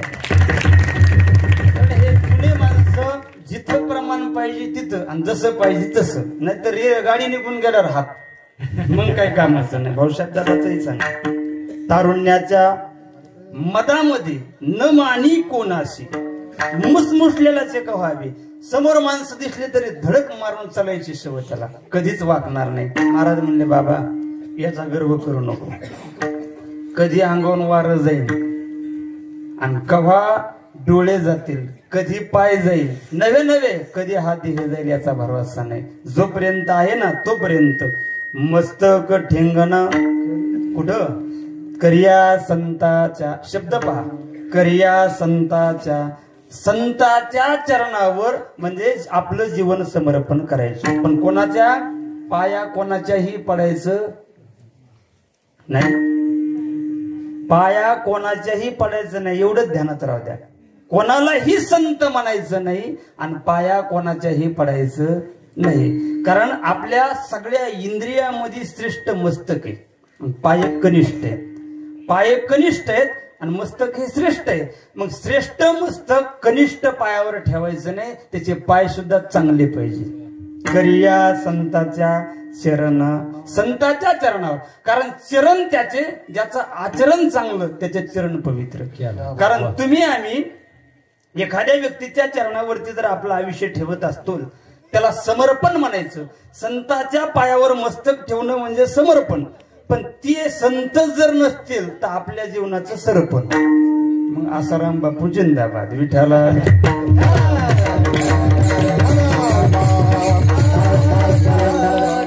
संत जर चुकीचं निघले तर तुमच्या जीवनाला मग कोणीच सावरणार नाही. म्हणून कोणाच्याही नाही मस्तक ठेंगणा करिया संताच्या चरणा. कोणाला म्हणले महाराज तुझा भाव आहे देव तरी हा सुलभ उपा विठोबार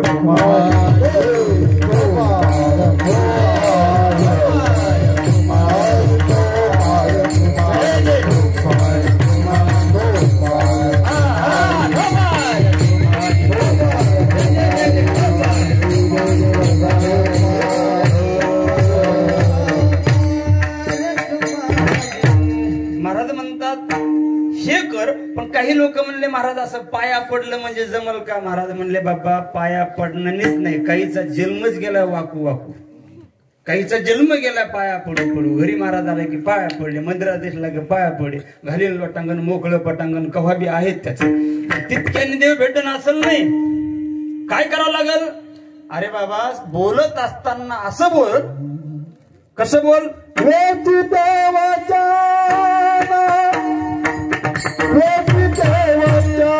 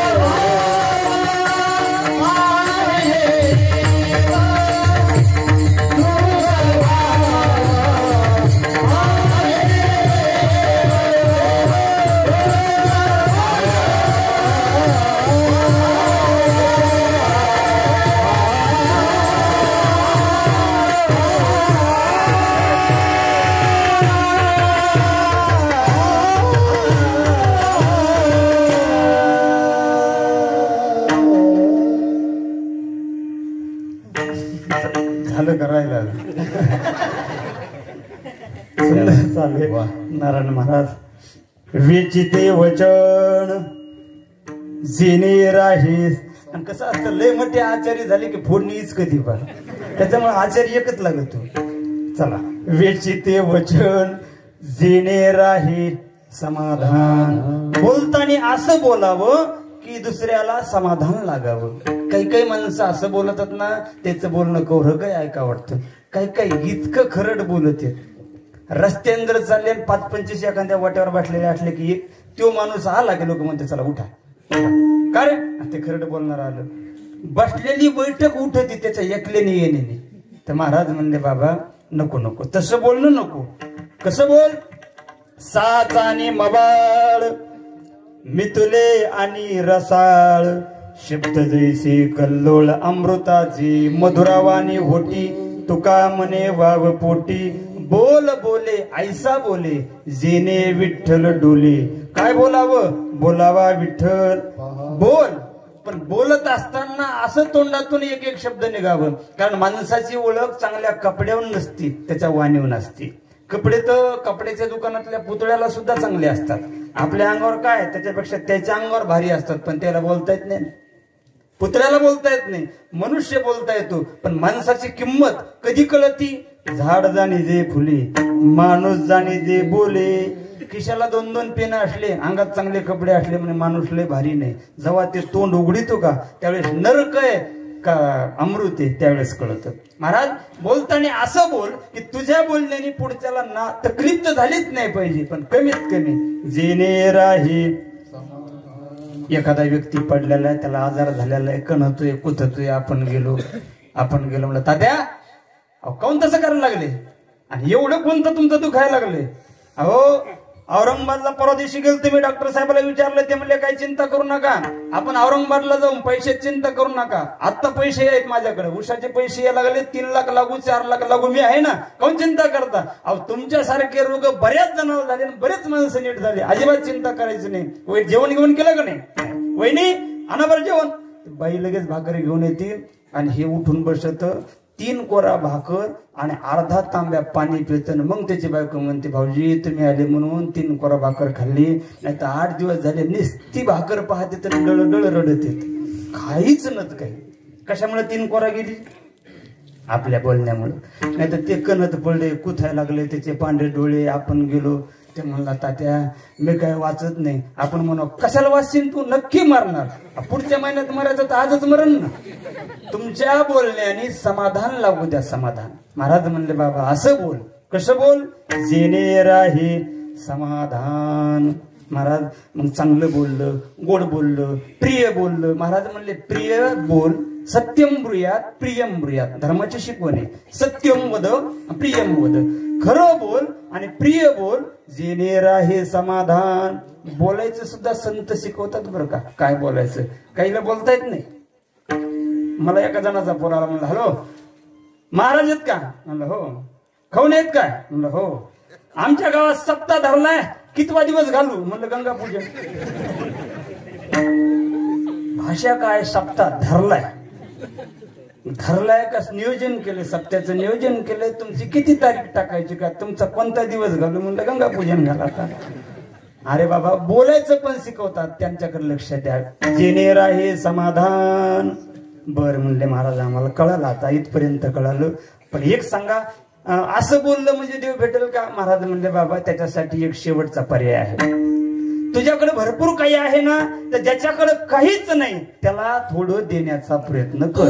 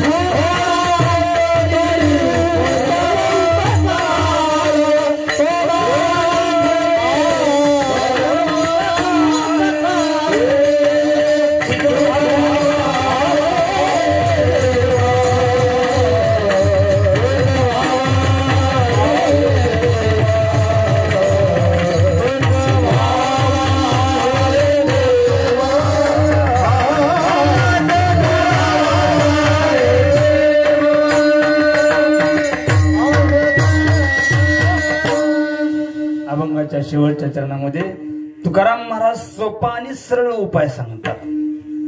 तुका म्हणे फार थोडा तरी परोपकार. तुमच्याकडे फार असेल ना, लय नका देऊ, नका घालू दूध दयामध्ये सार. ताकाचे उपकार तरी करा, ताकाचे उपकार तरी करा. तुम्हाला नाही दूध द्यायचं एखाद्याला तर नका देऊ, कारण दुधामध्ये साय ना, नका देऊ. पण कमीत कमी आंबट ताक द्यायला काय लागत आहे म्हणून द्या ना. बरं तुमच्याकडे आहे हे दिल्याशिवाय कळलं तरी कसं. एक जण म्हणला, महाराज रात्री खोबरं टाकून खीर केली, खोबरं टाकून खीर केली, कवर लावून एकल्यानेच खाल्ली, कोणाला माहिती. तो खोबरं टाकलं का ती इलायची टाकली, आम्हाला काय माहिती, ती आम्हाला दिली असती तर. आता एक जण नेहमी सांगायचा, बासमती तांदूळ खातो म्हणला, 150 रुपये किलोचे बासमती तांदूळ खातो. आता खाऊ घातल्याशिवाय कळण तरी कसं, राशनचे खातो कवर लावून का काय. बघा तुम्ही, एखाद्याच्या घरात एखादा पाहुणा येऊ द्या आणि आपण जे तांदूळ खातो, जे आपले गहू खातो, ते जर त्याला स्वयंपाक खाऊ घातला ना, घराच्या बाहेर आला ना, तर कमीत कमी 15-20 जणांना सांगा, फलण्या तिथं जेवलो हो, अहो 2 दिवस तर वास येत होता हाताचा. एक नंबर जेवण, एक नंबर जेवण. जसा वाडा का तशीच बैठक, तशीच बैठक, तसाच पाहुणचार, 4-5 भाज्या, गावरान तूप, एक नंबरचं तांदूळ. बाहेर आल्यावर तो 8-15 दिवस चर्चा करेल, कोणाची, त्या घराची. ते एवढ्या मोठ्या घरात जावा राशनचे तांदूळ खावा, आणि ते बाहेर आले म्हणतो चव आली वाड्याला, बद बद पडावा अंगावर. जे तुम्ही खाता का ते द्या की, त्यावेळेस कळलं ना नेमकं तुमच्याकडे आहे का. आहे म्हणून द्या. महाराज सोपा परमार्थ. काय परमार्थ. आपलं वावर जर एखाद्या वेळेस रोडच्या काठाला असेल आणि देवाने आपल्या बोरला जर पाणी भरपूर दिलं असेल, एखादा हौद बांधा, गायी येतील, म्हैशी येतील, पाणी पितील, मुख्य जनावर पाणी पितील, आणि माणसाला प्यायला थोडा एखादा बारका होत करा. जो व्यक्ती उन्हाच्या पाऱ्यात पाणी पिईल का, आशीर्वादच देईल. प्रमाणे महाराजाचं भूतदया पशु गायीचे पालन, आणि पुढचं काय, तान्हिल्या जीवन वना माझी. एखाद्या जीवाला जर तहान लागली, त्याची जर तृप्त केली, थोडा तरी परोपकार. जर पाणी असून जर कोणाला पाणी देत नसेल तर मग बोरचं जाईन आणि डोळ्याला पाणी येईल. बोरचं घालायचं कधी हे त्याच्या हातात आहे. बऱ्याच माणसाकडे भरपूर असतं पण देत नाही. ताडाचं झाड पाहिलं का, ताडाचं झाड, त्या ताडाच्या झाडाचा काहीच उपयोग नाही. त्याचं फळ कोण्या उपासाला जमत नाही. त्याच्या लाकडाचा जू होईन आणि इड्या होईन. त्याची सावली शेपुड्याच्या बी कामाची नाही. म्हणजे सावली कामाची नाही, झाडाचं लाकूड कामाचं नाही, फुल कोण्या देवाच्या कामाचं नाही, फळ कोणाच्या उपवासाचं कामाचं नाही. आणि त्याच्यावरून शेंटवून पडलेला माणूस लहान दवाखान्यात बी घेत नाही. दवाखाना मोठाच लागत हो त्याला. झाड काहीच कामाचं नाही. तसे लय करोडपती माणसं आहेत, भरपूर करोडपती येत. एवढी संपत्ती जमा केली, एवढी संपत्ती जमा केली, पण परमार्थ म्हणले की रुपया बाहेर काढायचं नाही. ते आग्या मोहळ असतं पा, आग्या मोहळ. इकून तिकून मत जमा करताना असा टप्पू कांदा करत, स्वतः खात नाही आणि दुसऱ्याला खाऊ देत नाही खाऊ देत. मग ते ढोराकडे पोर येते, ते म्हणते राम्या लय टप्पू मोहळ येते मला, पण आगे लय डसत आहे. काय डसत म्हणलं, काढायचं का म्हणलं, काढू ना. तू काय कर, गौरी आण म्हणलं, आपण धुपन करू. ते ढोराकडले पोरं काय करते, धुपन करते आणि कांदा हुलून नेते. तसा तू नको खाऊ, पण नातू असा जेल म्हण की 100 एकरचं धुपन कवा करीन, मिळत लागायचा नाही. मग त्यांनी धुपन केल्यापेक्षा थोडा तरी परोपकार. तुका म्हणे फार नका देऊ जास्त, पण थोडा तरी परोपकार. दुसऱ्याला उपकार करा. दुसऱ्याला गरज असताना जर तुम्ही दिलात ना, तर हेच सगळ्यात सर्वश्रेष्ठ पुण्य आहे.